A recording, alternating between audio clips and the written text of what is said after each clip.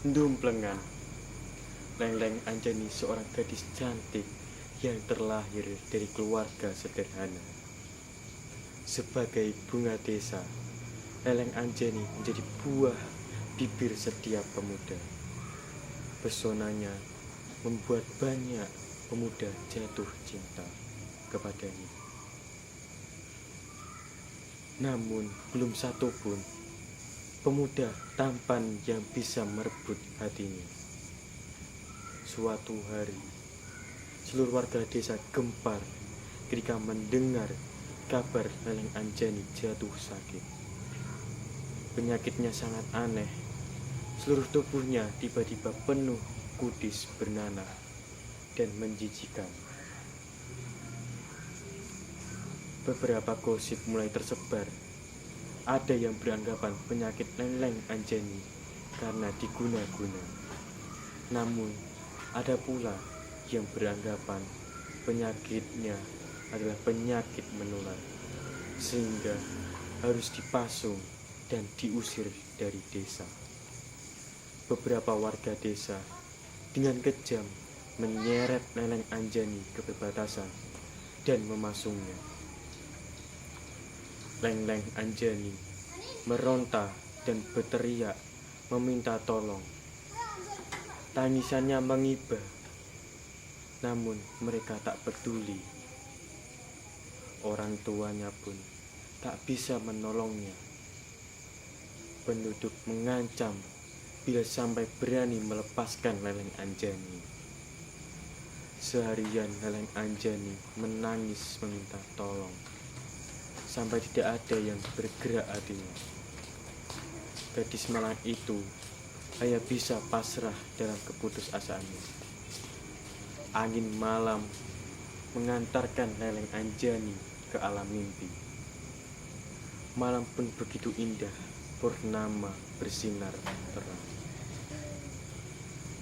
Tiba-tiba ada perempuan berambut putih yang datang menghampiri Leng-Leng Anjani.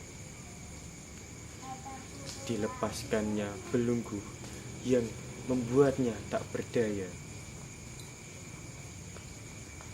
"Bangunlah cucuku," kata si nenek.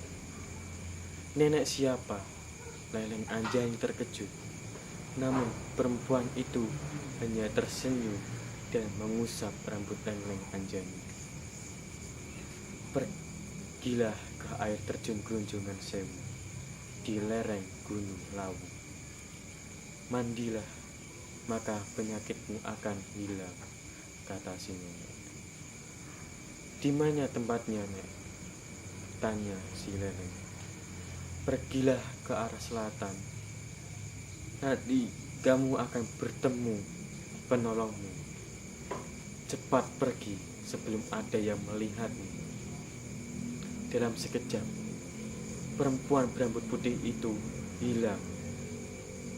Leng-Leng Anjani segera pergi sesuai petunjuk. Berbagai rintangan dilalui penuh kesabaran.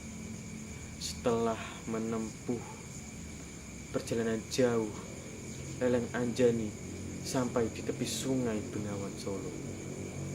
Cepat-cepat ia minum sepuasnya untuk melepaskan dahaga.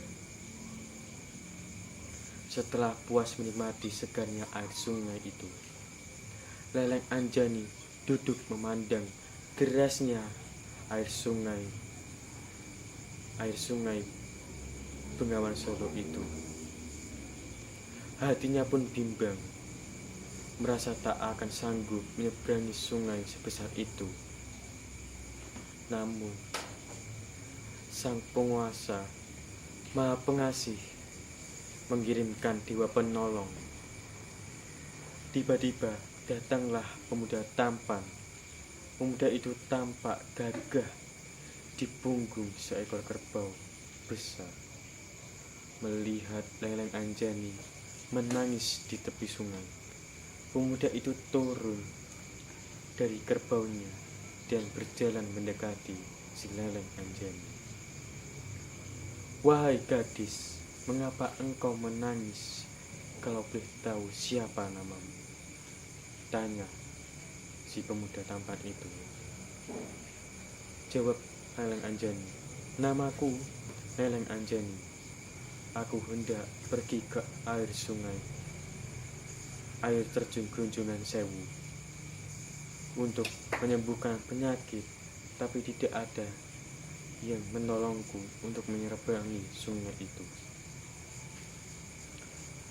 Aku akan menolongmu. Kenalkan, namaku Duman, kata si pria tampan itu. Benarkah kakang, aku boleh dompleng? Mata gadis itu berkaca-kaca penuh harap. Duman merasa iba. Aku akan mengantarkanmu, Leleng Anjani segera dompleng di belakang Duman. Pemuda itu diam beberapa saat sambil membaca mantra. Kerbau ajaib itu terbang dalam waktu sekejap sampai di tempat tujuan. Air Gunjungan Sewu itu begitu sejuk. Leleng Anjani sangat bahagia. Ia segera mandi sepuasnya dan keajaiban pun terjadi. Penyakitnya sembuh seketika. Kulitnya tampak halus bagaikan seorang putri. Duman terpesona melihat kecantikan Leleng Anjani. Kau cantik sekali, Leleng Anjani. Maukah kau menikah denganku? Kata si Duman. Kan kau bersungguh-sungguh, jawab Leleng. Gunjungan Sewu ini jadi saksi cintaku tulus, Leleng Anjani. Mereka dipersatukan dalam cinta. Setelah menikah, mereka memilih tinggal di tempat pertama kali mereka bertemu. Duman sangat bahagia. Makin lama, tempat itu makin ramai. Banyak yang beranggapan bahwa desa itu adalah desa yang indah. Semakin lama, semakin desa itu ramai, maka disebutkanlah desa itu dengan sebutan Dumblengan. Terima kasih. Pas. Biar tak ingkep dewi, Cok. Wes.